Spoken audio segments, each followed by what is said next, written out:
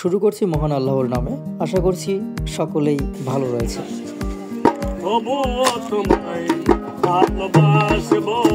আসসালামু আলাইকুম, সকলকে মহান বিজয় দিবসের শুভেচ্ছা। এই মুহূর্তে আমরা স্কয়ার ফ্যাশন লিমিটেড ফেব্রিক্স ইউনিটের 40 জনের মতো আমরা বান্দরবন ট্যুরে এসেছি। আমাদের খুব সকালবেলায় আমরা পৌঁছে গেছি এবং এই মুহূর্তে কিন্তু আমরা এখানে নাস্তার পর্বটা সেরে নিলাম। নাস্তার পর্ব শেষে আমরা চাঁদের গাড়ি ঠিক করলাম এবং এই চাঁদের গাড়ি থেকে আমরা বেশ কয়েকটি স্পটে যাব।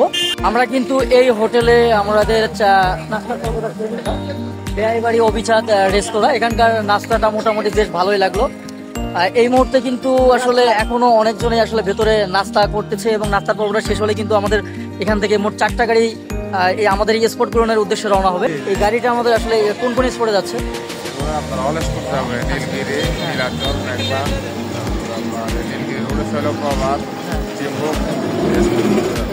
এইগুলো ঘুরতে মোটামুটি সারাদিন তো আমাদের কভার হবে, না? যাই হোক, অসংখ্য ধন্যবাদ ভাইয়াকে। আসলে আমরা এখানে আসার মূল উদ্দেশ্য হচ্ছে প্রকৃতিটাকে আসলে ভালোভাবে দেখা।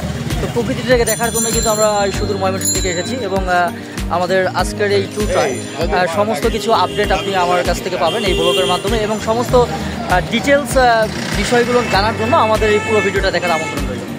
এটাই হচ্ছে চাঁদের গাড়ি। আমাদের ভেতরে যে সদস্যগুলো দেখতেছেন তারা কিন্তু সবাই জেলখানার আসামি।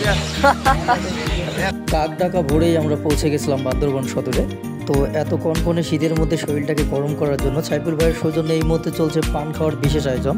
আঁকাবাঁকা পাহাড়ি রাস্তার মাঝ দিয়ে চলে যাচ্ছে আমাদের চাঁদের গাড়ি। এই রাস্তাগুলো যেমন উঁচু নিচু এবং আঁকাবাঁকা, তেমনি আপনার যেমন থাকবে বিস্ময়, তেমনি থাকবে আপনার নতুনকে আবিষ্কারের একটা উদ্দাম চেষ্টা। আপনারা বান্দরবন সদরে যদি একদিন আগে আসেন তো সেক্ষেত্রে এখানে থাকার জন্য পর্যাপ্ত হোটেলের ব্যবস্থা রয়েছে। পাশাপাশি আপনি ঢাকা থেকে যে কোনো গাড়িতে চড়ে সরাসরি বান্দরবন শহরে আসতে পারবেন এবং সেখান থেকে পুরো বান্দরবন শহরটাকে ঘুরে আপনি বিভিন্ন স্পটগুলো ঘুরে আবার রাতের গাড়িতে এখান থেকে আপনি যেতে পারবেন। তাই আপনার সময়ের কথা চিন্তা করে আপনি যে কোনোভাবে আসতে পারেন বান্দরবন শহরে এবং এখানে দেখার মতো অনেকগুলো প্লেসই আছে। আপনি একদিন হয়তো বা শেষ করতে পারবেন না, তবে হাতে 2 দিন সময় নিয়ে আসলে খুব সুন্দরভাবে আপনি শেষ করতে পারবেন। এখানে ভাড়া নিয়ে কোনো টেনশন করার কিছু নেই। প্রতিটি গাড়ির ভাড়া তাদের সমিতি থেকে নির্ধারিত করে বিলবোর্ডে দেওয়া হয়েছে, তাই কারো কাছ থেকে কম বেশি নেওয়ার সুযোগ নেই। সকালে সূর্যোদয়টা আমরা চিম্বুখিল থেকে দেখলাম। আমরা এই স্মৃতিটাকে ধারণ করার জন্য কেউ মোবাইল ফোনে ক্যামেরা বন্দি করলাম, কেউ বা সরাসরি ফোন দিয়ে তাদের প্রিয়জনকে সরাসরি দেখানোর চেষ্টা করলেন। বান্দরবনে আপনি যদি আসেন কখনো তো সেক্ষেত্রে খুব ভোরে আসার চেষ্টা করবেন, কারণ সকালবেলা না আসলে আপনি এই মেঘগুলো কিন্তু দেখতে পাবেন না। কারণ সূর্য যতটা উপরে উঠবে, সূর্যের রশ্মি যতটা তীব্র হবে, ততই কিন্তু আপনার মেঘগুলো গলতে থাকবে। তখন কিন্তু আপনি দেখতে পারবেন না, মেঘগুলো দেখতে পারবেন না। মেঘের নিচে থাকা বা যে বাড়িঘরগুলো রয়েছে, যে গাছগাছালিগুলো রয়েছে, সেগুলো দেখতে পারবেন। তাই মেঘের সঙ্গে সূর্যের যে কম্বিনেশন, এত সুন্দর একটা দৃশ্য যদি আপনি দেখতে চান তাহলে কিন্তু আপনাকে অবশ্যই আগে ভাগে আসতে হবে।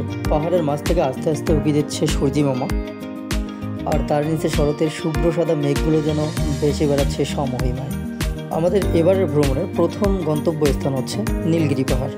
নীলগিরি পাহাড়ের জায়গাটা অনেক বিশাল একটা জায়গা এবং সেখান থেকে আসলে পুরো পর্বতগুলোকে খুব সুন্দরভাবে উপভোগ করা যায়। এখানকার টিকিটের মূল্য হচ্ছে জনপ্রতি 100 টাকা এবং এখানে থাকার জন্য এবং খাওয়ার জন্য পর্যাপ্ত সুব্যবস্থা রয়েছে। বান্দরবনে ঢুকতে হলে আপনাকে কিন্তু অবশ্যই ন্যাশনাল আইডি কার্ড সঙ্গে নিয়ে ঢুকতে হবে, কারণ এখানে পর্যাপ্ত পরিমাণ চেকিংয়ের ব্যবস্থা রয়েছে। আমরা কিন্তু এই মুহূর্তে নীলগিরি মেইন পয়েন্টে পৌঁছে গেছি এবং আমাদের সবার মধ্যে কিন্তু জার্সি বিতরণ শেষ। এই যে আপনারা যে জার্সিগুলো দেখতেছেন, এগুলো কিন্তু সমস্ত জার্সি আমাদের ফ্রিল্যান্সার শপ থেকে নেওয়া। তাদেরকে ধন্যবাদ আমাদেরকে ফ্রিল্যান্সার শপকে বেছে নেওয়ার জন্য। আমরা নীলগিরি রিসোর্টে চলে এসেছি। আমরা এখান থেকে টিকিট কেটে নেব এবং টিকিট কেটে নিয়ে আমরা ভিতরে প্রবেশ করব। এই ফাঁকে কিন্তু মোফাজ্জল ভাই আমাদের পাহাড়ের টাটকা পেঁপে খাওয়ালো সবাইকে। এই পুরো পিকনিকের আমাদের আয়োজনের মধ্যে সবথেকে বেশি পরিশ্রম যিনি করেছেন কোরবান ভাই এবং শফিক ভাই, ওনাদেরকে বিশেষ ধন্যবাদ। তিনি এখন টিকিট কাটতেছেন আমাদের সবার জন্য। আমরা এখন এই ভেতরে প্রবেশ করব। ভেতরে প্রবেশ করেই আমরা প্রথমে আমাদের সবার মধ্যে গ্রুপ ছবিগুলো তোলার শেষ করলাম এবং গ্রুপ ছবি তোলার পরে আমরা যার মতো করে আমরা এই নীলগিরি হিলটাকে ঘুরে দেখার চেষ্টা করলাম। পরবর্তীতে আবার আমরা সবাই একত্রিত হই এবং বিভিন্ন পয়েন্টে আমরা একত্রিত হয়ে সেখানকার অবস্থানটা দেখতে পারি। এ পর্যায়ে আমি আপনাদেরকে দেখাচ্ছি নীলগিরি রিসোর্টের সবথেকে সুন্দরতম যে জায়গাটি, সেই জায়গাটি। এটা হচ্ছে একটা কি বলবো এটাকে, এই যে আপনি দেখতেছেন অংশটা, এটা হচ্ছে সাদা যে অংশটা এটা কিন্তু সম্পূর্ণ মেঘে আচ্ছন্ন অবস্থায় রয়েছে। এখন ভোরের মধ্যে আরও সকালবেলা যখন ছিল তখন কিন্তু এটা পুরোটাই ঢাকা ছিল, এখন কিন্তু এটা কমতে শুরু করেছে। আমি কিন্তু প্রথম দিকে দেখিয়েছিলাম আমাদের চুম্বুক পাহাড়ের ওখানে, ওখানে কিন্তু পুরোটাই ঢাকা ছিল। এই হচ্ছে অবস্থা। এখান থেকে আপনি যতদূর পর্যন্ত চোখ যাবে আপনার দৃষ্টি সীমানায় ততদূর পর্যন্ত শুধু পাহাড় আর পাহাড়। সাগরের মধ্যে যেমন গেলে সাগরের বিশালতা দেখা যায়, যেমন শুধু সাগরের পানি আর পানি, তার বাইরে কোনো কিছু থাকে না, তেমনি এই পাহাড়ের মধ্যে আপনি গেলে দেখবেন পাহাড়ের উদারতা। পাহাড় যে সমস্ত বাইরে এখানে দাঁড়িয়ে রয়েছে, কোনো অহংকার নেই, কোনো অহংকার ছাড়া পাহাড়গুলো দাঁড়িয়ে রয়েছে। আমরা কিন্তু পাহাড়গুলোকে পৃথিবীর প্রেক হিসেবে আখ্যায়িত করতে পারি। নীলগিরি রিসোর্টের মস্ত বড় পাহাড়ের আঁকা বাঁকা রাস্তাগুলো হাঁটতে হাঁটতে ক্লান্ত হয়ে পথিক এই মুহূর্তে বিশ্রাম নিচ্ছে। বিশ্রাম শেষে আবার আমাদের গন্তব্যের দিকে যাত্রা শুরু। এই পর্যায়ে আমরা নীলগিরি রিসোর্ট থেকে বের হব। এখানে দেখার মতো অনেক কিছুই ছিল, আর বিশেষ করে এখানকার পাহাড়গুলো এবং তাদের যে ম্যানেজমেন্টের সিস্টেমগুলো আর রেস্টুরেন্ট থেকে শুরু করে থাকার ব্যবস্থা সব কিছুই তাদের মধ্যে অ্যাভেলেবেল রয়েছে। যেহেতু আমাদের আরও অনেকগুলো স্পট রয়েছে, মেঘলায় যেতে হবে, নীলাচলে যেতে হবে, শৈলপ্রপাত এবং আরও যেগুলো রয়েছে সেগুলো যেতে হবে, তাই আমরা এখান থেকে তাড়াতাড়ি ত্যাগ করলাম এই স্থানটি। এবং এখান থেকে বের হয়ে দেখলাম অনেক কিছুই আসলে এখানে কেনা বেচা হচ্ছে। তো আমরা এখান থেকে যে যার মতো একটু খাওয়া দাওয়া করে নিলাম, হালকা পান্তা নাস্তা পানি করে নিলাম। তারপরে আমরা চলে যাচ্ছি এখন আমাদের পরবর্তী গন্তব্য অর্থাৎ চুম্বুক পাহাড়ে। এদের এখানে কিন্তু সমস্ত কিছু টাটকা পাওয়া যায়, মানে আখ থেকে শুরু করে কলা, পেঁপে, তারপরে আপনার ডাব, তারপরে বিভিন্ন ধরনের এই যে আপনার আছে আলু জাতীয় কিছু খাবার রয়েছে দেখলাম, আমি নাম জানি না। তো তাছাড়াও আরও যেগুলো রয়েছে সবগুলো কিন্তু তেঁতুল যা আছে সবগুলো টাটকা। এখানে ফরমালিনের কোনো এখানে কি বলবো, ফরমালিন তো এখানে নাই। এখানে পাশাপাশি এদের ব্যাপারটা কি, এদের শহর থেকে আনতে হয়, তো তাই আসলে শহর থেকে যে সমস্ত জিনিস আনতে হয় সেগুলোর দাম একটু বেশি। আবার যেগুলো আছে এদের নিজেরা উৎপাদন করে বা এখানে পাহাড় থেকে সংগ্রহ করে, এগুলো একদম পানির দামে আপনি নিতে পারবেন। এই পর্যায়ে আমরা চলে এসেছি double and view Titanic view এই অঞ্চলটাতে চলে এসেছি। তো এখানে এসে যেটা দেখলাম, এখানে সিরিয়াল পেলাম না ছবি তোলার জন্য। তো ব্যাপার না, পাহাড় তো পাহাড়ই, সব কিছুই একই রকমই। তো আমরা এমনিতেই জাস্ট এখান থেকে দেখে আমরা আমাদের দুপুরের যে খাবারের ব্যবস্থাটা রয়েছে চুম্বুক পাহাড়ের ওখানে, তো ওইখানে সেনাবাহিনীর তত্ত্বাবধানে একটা ক্যান্টিন রয়েছে, তো সেখানে আমরা আমাদের দুপুরের লাঞ্চটা সেরে নিলাম। তো এই জায়গায় থাকাকালীন আমাদের সঙ্গে দেখা হয়ে যায় আমাদের স্কোয়াডেরই অন্য আরেকটি ডিপার্টমেন্টের সঙ্গে। এই মুহূর্তে আমরা উঠতেছি চিম্বুক পাহাড়ে। তো চিম্বুক পাহাড়ে কিন্তু টিকিট 20 টাকা করে। তো 20 টাকার টিকিটে আসলে দেখার মতো কি আছে এটাই দেখার বিষয়। সো এটাই হচ্ছে চিম্বুক পাহাড়। সো মানুষজন যেটা বলতেছিল আসলে কি দেখার মতো কিছু নেই, কিন্তু আমার কাছে তো মনে হচ্ছে যে না, টিকিট হিসেবে যথেষ্ট ভালো। সো এটা একটা খোলা ময়দানের মতো, এবং আমি যদি দেখাতে চাই এখানে কিন্তু প্রতিনিয়ত হাজার হাজার পর্যটকের আনাগোনা থাকে সব সময়। চিম্বুক পাহাড়ের এই অংশে অর্থাৎ পূর্ব সাইডে কিন্তু আর একটা ভিউ আছে। সো ভিউ পয়েন্টটা কিন্তু ওই সেম, সব কিছুই সেম অবস্থা। আপনার নিচে কিন্তু পাহাড়,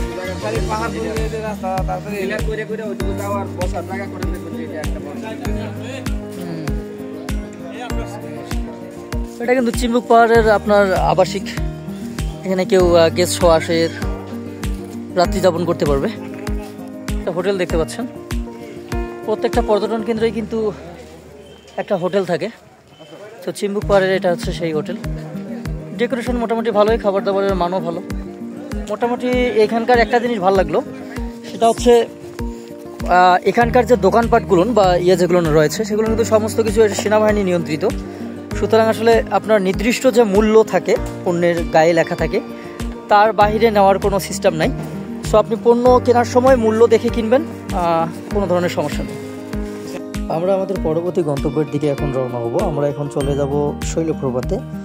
সেখানে গিয়ে আসলে দেখতে পেলাম এখানে মোটামুটি একটা মেলার মতো অবস্থা। সেখানে অনেক ধরনের জিনিসই তারা এখানে নিয়ে বিক্রি করতেছেন। বাঁশের তৈরি মগ, তারপরে আপনার আনারস, তারপরে পেঁপে, এগুলো তো রয়েছেই। পাশাপাশি বিভিন্ন তাদের নিজের হাতে বোনানো কিছু কাপড় দেখলাম।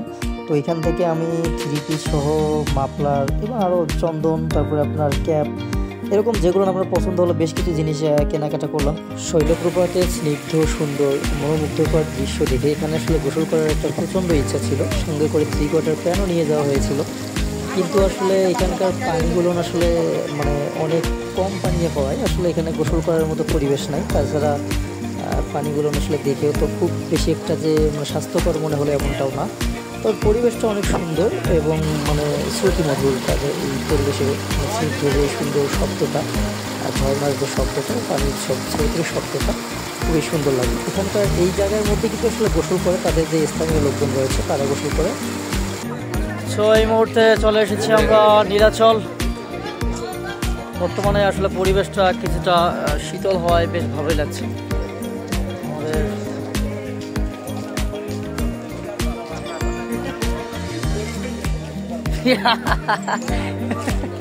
নীলাচলের প্রবেশ মূল্য হচ্ছে 50 টাকা।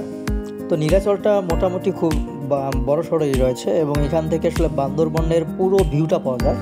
বান্দরবন সদরটা যেটা রয়েছে সেখানকার বিল্ডিং থেকে শুরু করে সমস্ত জনপদের স্মৃতি আমরা কিন্তু এই নীলাচল থেকে দেখতে পারি। আসলে একটা জিনিস কি, আমরা আসলে প্রথমে আসলে নীলগিরিতে না গিয়ে নীলাচলে আসলে হয়তো বা এখানকার ভিউটা আরও ভালোভাবে দেখতে পেতাম। আপনারা যারা পরবর্তীতে আসবেন অবশ্যই চেষ্টা করবেন যে নীলাচলে আগে আসার জন্য, কারণ নীলাচলটা হচ্ছে বান্দরবন শহর থেকে একটু কাছে এবং সেখান থেকে আপনি বান্দরবনের পুরো ভিউটা খুব সুন্দরভাবে দেখতে পারবেন। ছুটির দিনে পর্যটন কেন্দ্রে আসার একটাই সমস্যা, সেটা হচ্ছে আসলে ছবি তোলার জন্য আসলে স্পেস পাওয়া যায় না। কারণ মানে এত পর্যটক থাকে এই সময়ে, কাকে রেখে কাকে কে ছবি উঠাবে, মানে প্রতিযোগিতার মতো অবস্থা। তো যাই হোক, সমস্যা নেই। কিন্তু এই নীলাচলের একটা বিষয় কি, এখানে বাচ্চাদের খেলাধুলারও একটা পয়েন্ট করে দিয়েছে। দেখলাম বাচ্চাগুলোকে বেশ মজা করে খেলতেছে, খুব ভালো লাগলো তাদের। নীলাচলের এই সাইডটার ভিউটাও খুব সুন্দর আমার কাছে লাগলো। তো এখান থেকে আসলে দূর দূরান্ত পর্যন্ত আসলে দেখা যাচ্ছিল যে শুধু পাহাড় আর পাহাড়। ততক্ষণে কিন্তু বিকাল গড়িয়ে আসতেছে। সব বিকাল হওয়ার কারণে আবছা একটা কি বলে এটাকে, মেঘ তো না, এটা শিশিরপাতের যে সম্ভাবনাটা সেটা কিন্তু একটু করে মানে দেখা যাচ্ছে। আর এখানে আরেকটা জিনিস রয়েছে, সেটা হচ্ছে সম্প্রীতি দেয়াল। এই সম্প্রীতি দেয়ালের মধ্যে আপনার যে সমস্ত তাদের ঐতিহ্যবাহী বিষয় আছে, মানুষের সঙ্গে মানুষের সম্প্রীতির যে বিষয়টা, সেগুলো তারা ফুটিয়ে তোলার চেষ্টা করেছে চিত্রকর্মের মাধ্যমে। পুরো বান্দরবনটা আসলে আদিবাসীদের স্থান। আসলে আমরা তাদেরকে ক্ষুদ্র জাতি বা উপজাতি না বলে আদিবাসী বলতে পারি, কারণ আসলে তারা শুরু থেকে অনেক আগে থেকে আসলে এই অঞ্চলটাতে বাস করে। তাদের চেহারা প্রায় একই রকম এবং তারা মাতৃপ্রধান। তাদের ব্যবসা প্রতিষ্ঠান থেকে শুরু করে কৃষিকাজ যা কিছু ওদের সব মেয়েরাই পরিচালিত করে।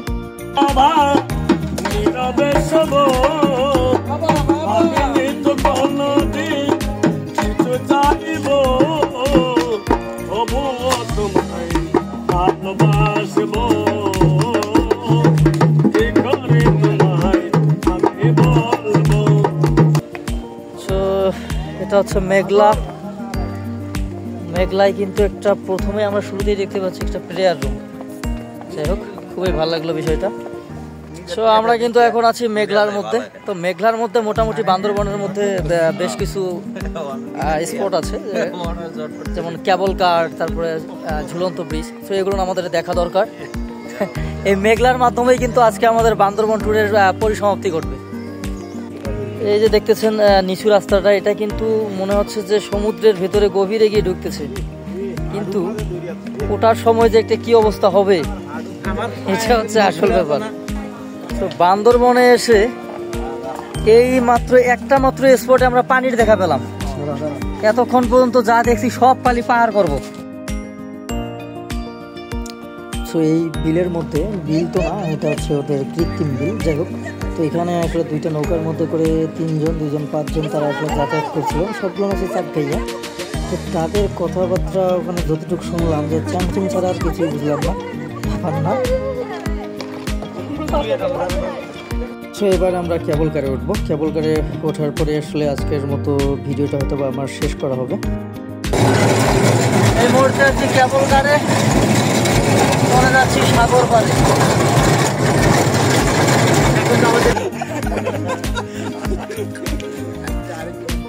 বন্ধুরা, এটাই ছিল এবারের আমার বান্দরবন ট্যুরের সমস্ত ডিটেলস। ট্যুরটা অনেক আনন্দময় এবং খুবই বৈচিত্র্যপূর্ণ একটা অভিজ্ঞতা হলো। এবারে ট্যুরে সবার মধ্যে একটা বন্ধুত্বপূর্ণ সম্পর্ক স্থাপন হয়েছে এবং সবাই সবার সঙ্গে বন্ধুর মতোই মিশেছে। যাই হোক, এতক্ষণ আমার ভিডিওটা যারা দেখলেন তারা ফেসবুকে দেখে থাকলে আমার পেজটাকে ফলো করবেন এবং ইউটিউবে দেখে থাকলে চ্যানেলটি সাবস্ক্রাইব করার অনুরোধ রইল। খুব শীঘ্রই দেখা হচ্ছে অন্য কোনো ব্লগে। Till then. টাটা।